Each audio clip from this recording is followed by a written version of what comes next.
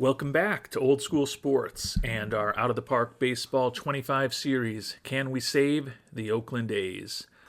And as this off-season is getting underway, I think we can probably say that we've saved the A's at this point. We've been in the playoffs 3 out of the last 4 years, including a World Championship in 2029. We still have the lowest budget in all of baseball, but it did get boosted by another $6 million this offseason. If we continue moving in that direction, maybe in 2 or 3 years we won't have the smallest budget in baseball anymore. Want to start off the episode just by thanking everyone for their thoughts and feedback, and thank you all for viewing. If you're new to the channel or if you've been here many times in the past, I do sincerely appreciate everybody who watches. Have noticed that about half of our viewers actually aren't subscribers to the channel at this point, so if you're enjoying our content and you haven't subscribed yet, would sincerely appreciate it if you join more formally our little corner of the internet here, where we're focusing on Oakland in this latest version of Out of the Park Baseball.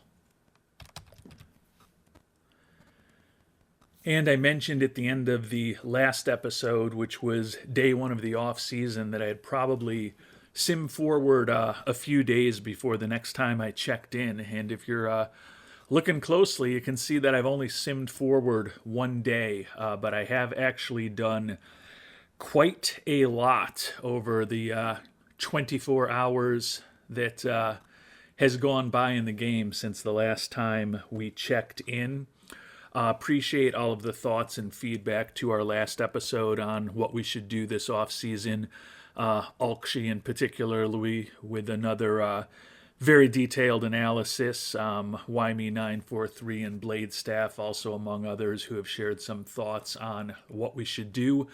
I'm never going to follow any particular recommendations perfectly, but I think that based on the feedback I've gotten so far, the moves that we've made, I don't think will shock anybody in terms of what we've tried to do in the early stages of this 2032 offseason. And I guess I should clarify that by saying I don't think they'll shock anybody who accepts the fact that I am going to try to keep this team competitive, even though we are going to have a ton of turnover this offseason. Still think our pitching staff is pretty good, and I think that we've got some guys on the way to help both in terms of position players as well as pitchers. And we're also going to make some moves to try to improve this team for not just this year, but hopefully for several years into the future. And we've done 3 trades to try to do that. The first one that we completed traded away Jefferson Rojas, who we actually spent a lot on to pick him up in a trade a year ago. He had a bit of a disappointing year for us with an 86 WRC plus and a WAR of less than 1. But most importantly, he had that team option for $10.8 million that we were never going to pick up. We could have likely declined the team option and tried to sign him for less.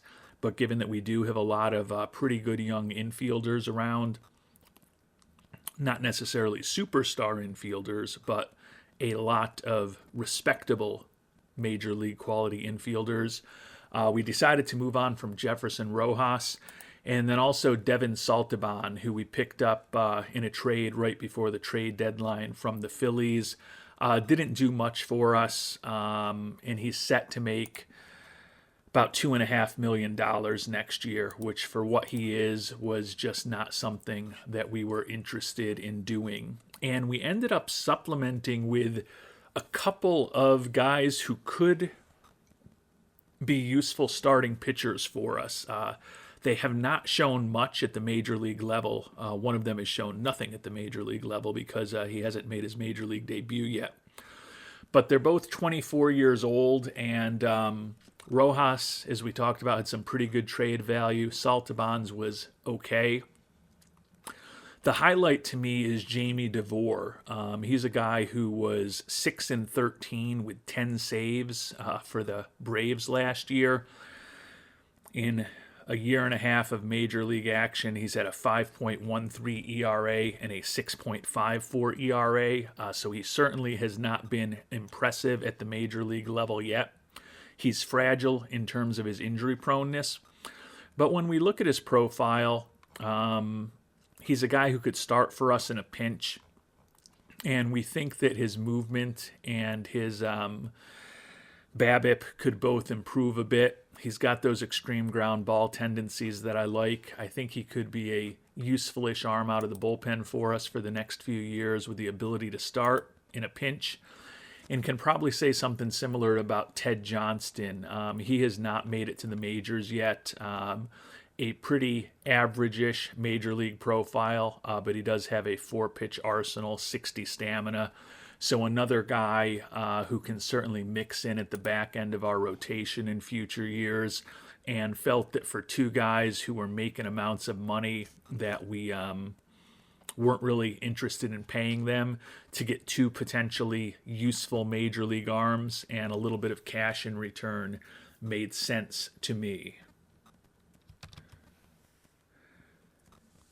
And we talked a lot in the previous episode that we're losing potentially this offseason many of the top bats in our organization, and particularly many of the top left-handed bats in our organization, with Juan Soto, Colt Keith, Chase DeLauder, and Drake Baldwin, among others, players who likely won't be back next year. And we can guarantee that Drake Baldwin won't be back.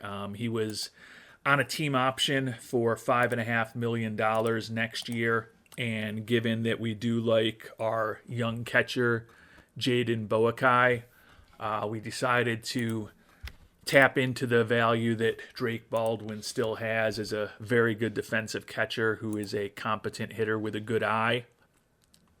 We also had to include the veteran Ambioris Tavares, which we don't mind.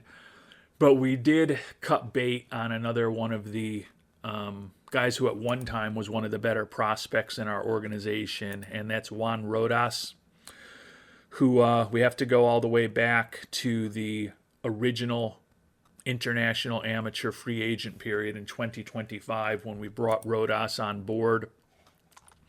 He's only made it to Double-A ball. He had a nice year in Double-A last year with a 129 WRC plus, 23 home runs, a 4.7 WAR. He's got some good personality traits. He's got a pretty versatile glove. The issue with Rodas is I don't know if he's ever going to be a major league hitter, and he's definitely not a major league hitter right now.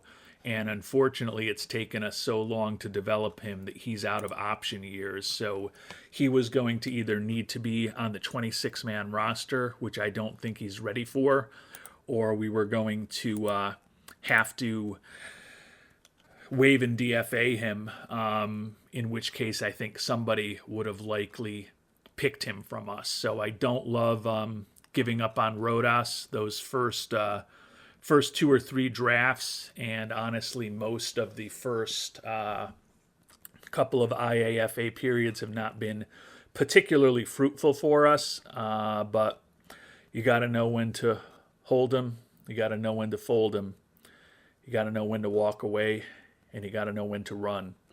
And I think it's time for us to move on from Juan Rodas.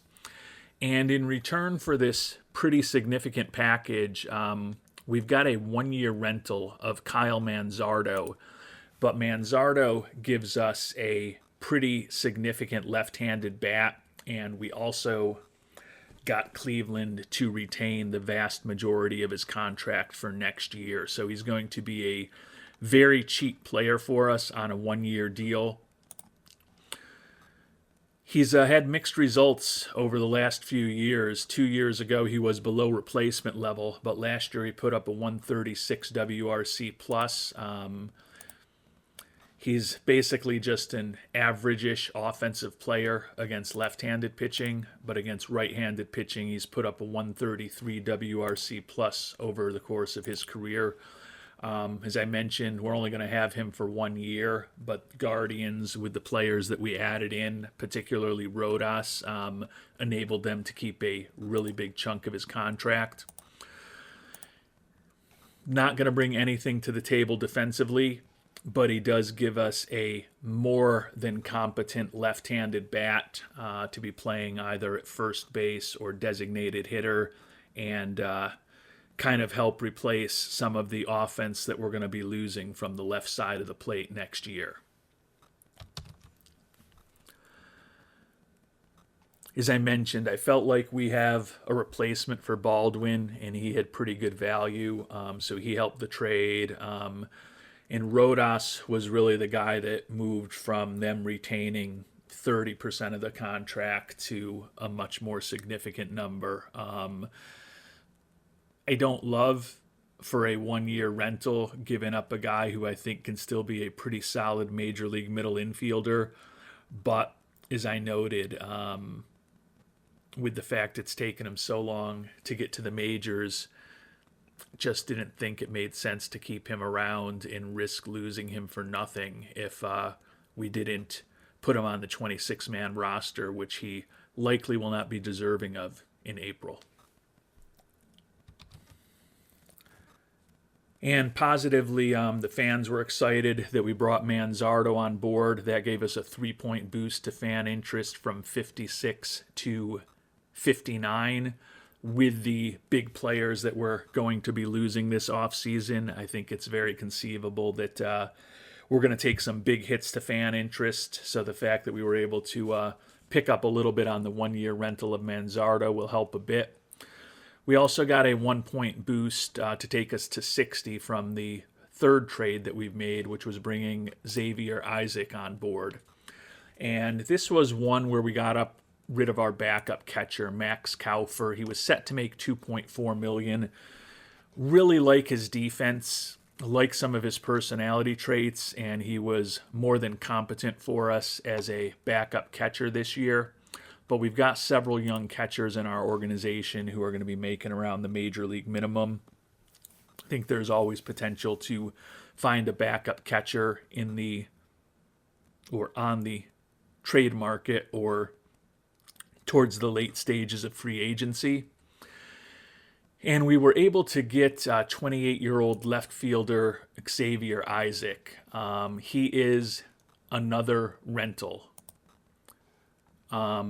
But they are keeping the vast majority of his contract. Isaac is not a great player, coming off of a year where he hit only .218, and he was below average offensively and barely above replacement level. But that was playing 153 games a year. We envision Xavier Isaac only playing against right-handed pitching for us. He's not going to replace a Juan Soto or a Colt Keith. It's conceivable he might not even completely replace a Chase DeLauder, since although he has more home run power, doesn't have the same kind of contact and doesn't have the same kind of range in the outfield. But Chase DeLauder, we have a team option on for around $6 million this year, whereas we're going to be spending almost nothing on Isaac for the next couple seasons. Gives us another more than respectable left-handed major league bat. And as we talked about, we also got a little boost in fan interest for him. So the fact that there were a lot of teams very interested in the excellent defense of Max Kaufer gave him some decent value on the trade market, even though his arbitration number this year wasn't something we really wanted to pay. So we've picked up a couple of starting pitchers, as I noted about, and then with Isaac and with Manzardo, we've added a couple of left-handed hitters into the mix to replace some of the offense that we're likely to be losing as this offseason continues. So with those trades and some other moves that we've made, we've resolved 4 of the 5 option decisions that we needed to make. We traded away Drake Baldwin and Jefferson Rojas, as we noted. We did exercise the option to bring Mason Miller back for $5 million next year. He's coming off of a really good season as a starter for us. We declined our option on Chase Lee, our longtime closer. He was set to make $4 million. That ended up being a real good decision because he's only looking for a 2-year contract at $1.8 million a year. Don't know that we'll even bring him back at that level, but there was clearly very limited interest in the trade market in Lee at that kind of number. The guy that we still haven't decided on is Chase DeLauder. I think it's going to be tough for us to bring him back at $6 million. He does have a little bit of trade value with some teams, but it hasn't been enough for him to be a difference maker in any of the deals that we've been looking at. So still waiting for an official decision on what we're going to do with DeLauder. But honestly, given that we've added the left-handed hitting Manzardo and the left-handed hitting Isaac onto the team, I think if we can't find a trade for DeLauder, odds are that we are going to decline that option to open up a little bit of money. So with the players that we traded away who we had team options on, as well as some arbitration eligible players, we're left with just 5 arbitration eligible players, and I am still trying to keep this team competitive. Got some feedback from viewers on both Burns and Ferris. I don't think anyone was pound the table that we have to sign either of them, but I don't think anyone was pound the table that we can't sign either of them also. They're looking for pretty significant money, but if they play up to their full potential, even at the numbers that they're looking at, they're pretty fairly valued. And there's a chance if we get a career year from one or the other, they could still be pretty decent value at these last arbitration numbers. We've also made offers to Henry Lillane, Hideki Arakawa, and Justin LeBron. Arakawa pretty versatile defensively. LeBron also versatile defensively and has that captain personality.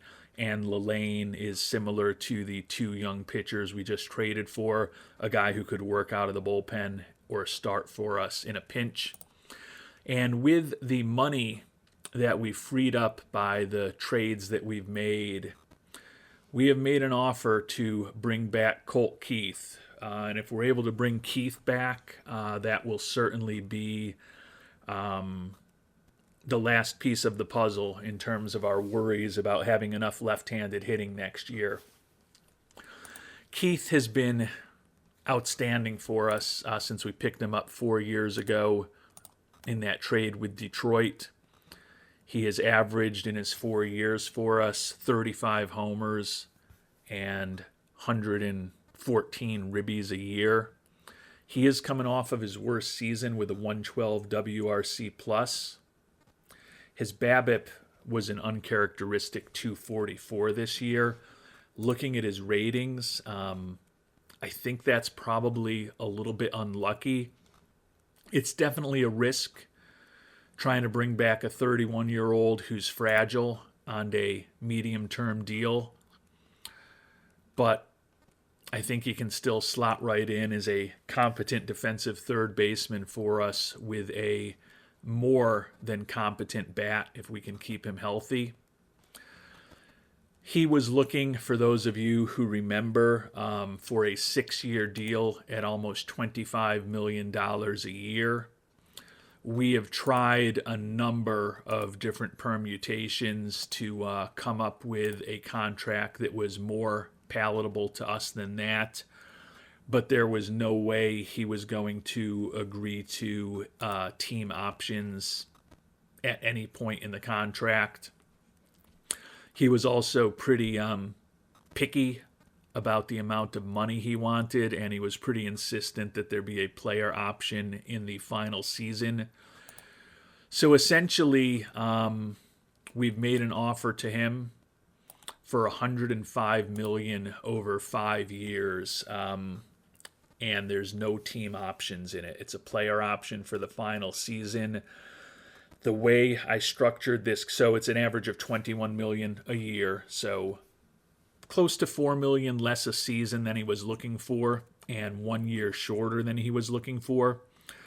But there's no optionality for us, unfortunately, in terms of team options. We do still have a little bit of a cushion till he's a 10-5 guy. So the way we structured this deal, it was $18 million a year for the first 3 years when we think he could conceivably be on our team. I think we can potentially get out of the Colt Keith contract if we need to, although a year from now will get more tricky once he does have those 10-5 rights. But when I looked at the potential free agents who are going to be on the market and what they're going to be looking for, the fact to potentially have Colt Keith for the next 3 years at $18 million a year is to me still the most attractive option out there. And again, with Keith hopefully going to be on board in a little bit, the additions of Isaac and Manzardo, and the fact that Bobby Cabral is returning, feel real comfortable with the 4 primary left-handed bats we're going to have in our lineup next year if everything works out, getting Keith back. And with all the money we've saved by getting rid of some potential contracts, even with the money that we've offered to Keith, we've still got almost $15 million available to spend. That is a little bit misleading, though, because we don't have any money in the draft budget right now, which we are eventually going to need. But we've got a little bit of financial flexibility here as this off-season starts getting underway. So with the left-handed hitters we've just talked about, the fact we're trying to bring back Burns, Ferris, and Lillane, and we've also made the trades for Johnston and DeVore. To me, the big hole that we potentially have that we need to figure out is I don't know if we have a starting shortstop. And we do now have enough money to try to bring Brian Rincon back. He's looking for $12 million a year for 8 years, which both the dollars and the years are not something I'm particularly comfortable with. I love that he's a switch-hitting shortstop who's a great defender with a great personality. I don't love that he's fragile, and I don't love that his offensive performance has deteriorated at this point for 3 consecutive seasons after he had that best year of his career in 2029. For a fragile guy, we've been incredibly lucky with him, and he's played and started over 140 games every year that he's been in the Oakland organization. But he's been a sub-200 hitter over the last couple of years and barely above 200 over the last 3 years. He's still one that I have to think deeply about what we want to do. When I think about the shortstop position for next year, there are a couple of options in the organization that could take over that spot, perhaps in a platoon situation. We're not going to have the same kind of defense that Rincon gives us, but we're also not going to be spending perhaps close to $12 million a year either on the position. And one of those options is the left-handed hitting infielder Hideki Arakawa. You can see he's a respectable major league shortstop, certainly not great. He has not hit well for us in the attempts that we've given him at the major league level, and you can see we've given him less and less playing time each of the last 4 years, but 73 WRC plus over the course of his career. His bat's been even less proficient than Rincon's has been in recent seasons. But if we don't bring back Rincon and we don't make another move, Arakawa certainly could be in the conversation. Fortunately, he's not the only name in the conversation. Andy Toribio, who we picked up in a trade with the Giants about a year and a half ago at this point, is durable. Another guy who's competent defensively. He's a little better at shortstop overall. at least defensively, than Arakawa is. He has not played in the major leagues yet, but he did put up a 102 WRC plus for us in AAA this year in half a season there after we promoted him from AA. Not a perfect solution, but it's not inconceivable that he could be a 80 WRC plus type offensive player with competent defense at short. Not peak Brian Rincon, but also not a complete disaster. And the last guy in is Sergio Estrada, who we picked up last off season. Think he's probably got the potential best bat out of this crew. His infield range is the lowest, although his error and his arm ratings are very strong. He put up a 92 WRC plus for us in AAA this year. But to me, it's not inconceivable that if we do move on from Rincon and we can't make a trade or another acquisition of someone who's quite as good defensively and maybe offensively, that between Toribio, Estrada, and Arakawa, we might be able to cobble that position together for next year. Certainly not the ideal scenario. Loved it when we had a potential Gold Glove winning shortstop out there every year in Rincon, but he's never actually won a Gold Glove. And with the money he's looking for, we might need to be a little more thoughtful about how we spend the money. We've gotten 6 years out of him, as I mentioned, 140 plus games a year despite being fragile. And he's played really good for us through most of his 20s. There is certainly an argument to accept that we've gotten really good value out of him for what we've had to pay him over the years, and not push it with a fragile player as he's getting close to his 30s. Haven't made the decision yet on him, just as I haven't made the decision on DeLauder.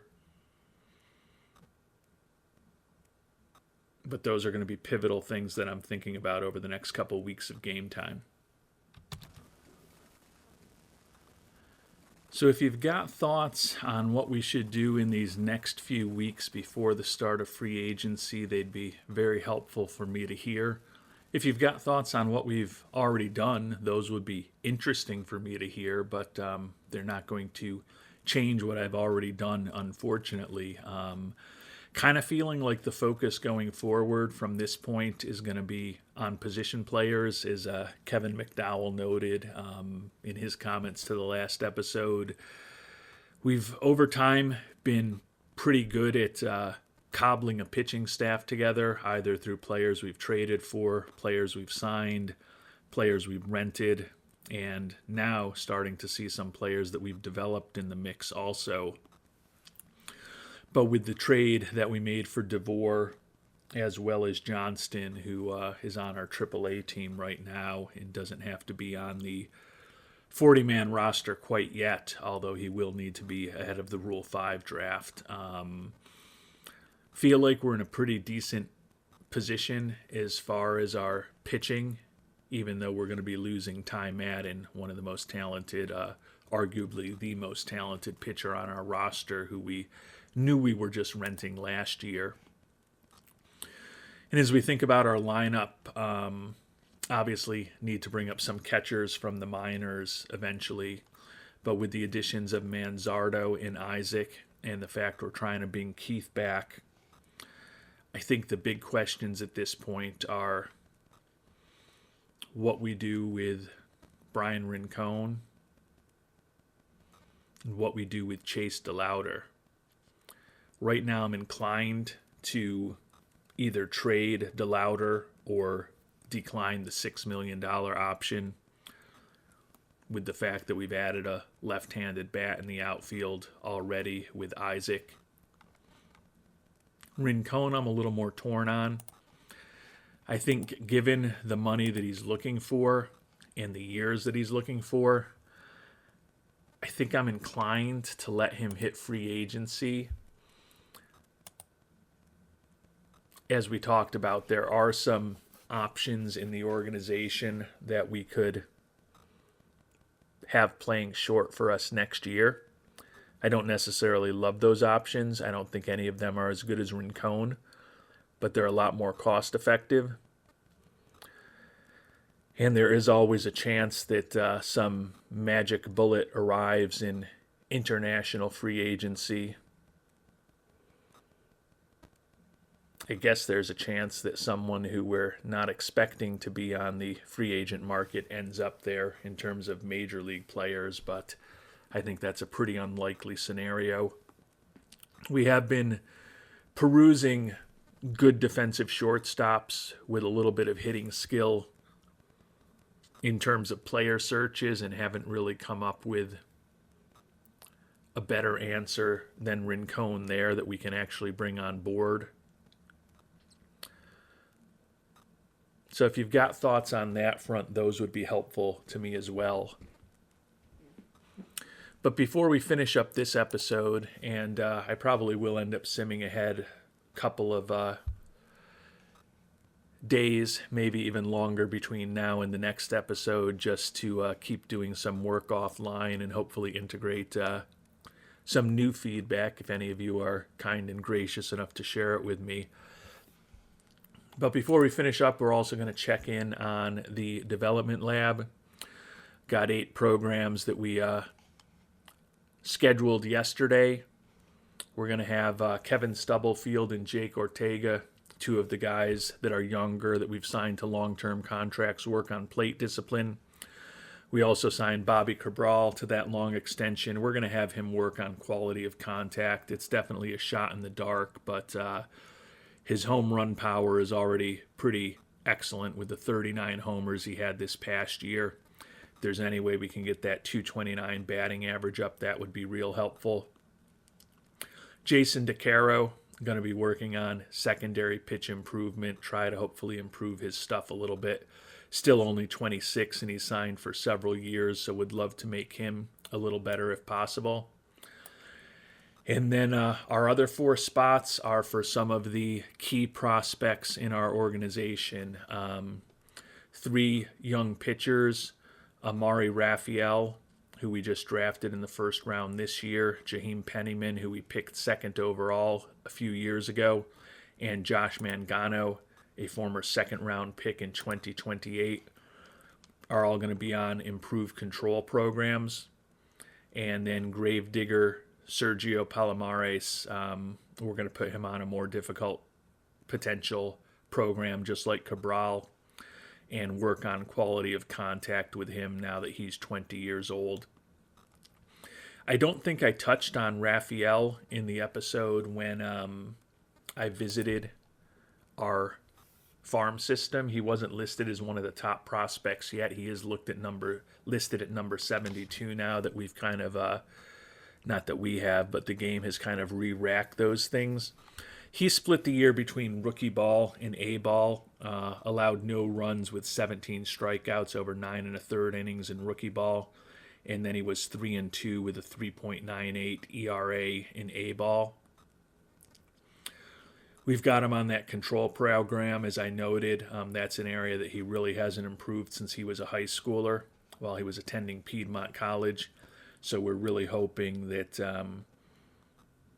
with the high adaptability, with the good coaching, and the big investment in player development that we have, that we may get some dividends out of putting him on that control program this offseason. And if his control were to improve by 5 or 10 points, all of a sudden you start thinking towards the end of next season, and it's not inconceivable that he could be a September call-up for us. Obviously a lot of work to get him there, but felt it was pretty important that we get Raphael on a control program, and then Jaheim Pennyman, who was injured last offseason. If this control program with Pennyman is unsuccessful, he may unfortunately become someone that we use as trade bait down the line, because he'll be 23 years old soon.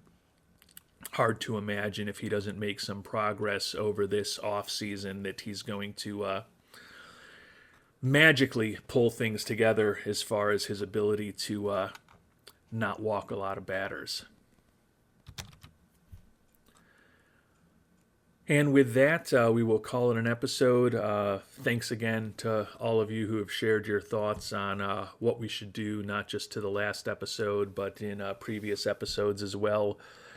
Just because I didn't necessarily mention your name in this episode doesn't mean that I haven't looked at and thought about what you said, and it certainly doesn't mean that the thoughts and advice and scouting reports that you've shared aren't appreciated. I'm just always not as good as acknowledging those things as I should be, but we'll try to be better on that front going forward, and we will try to ensure that these A's are better going forward as well, even though it is very likely going to be a different looking roster in 2033.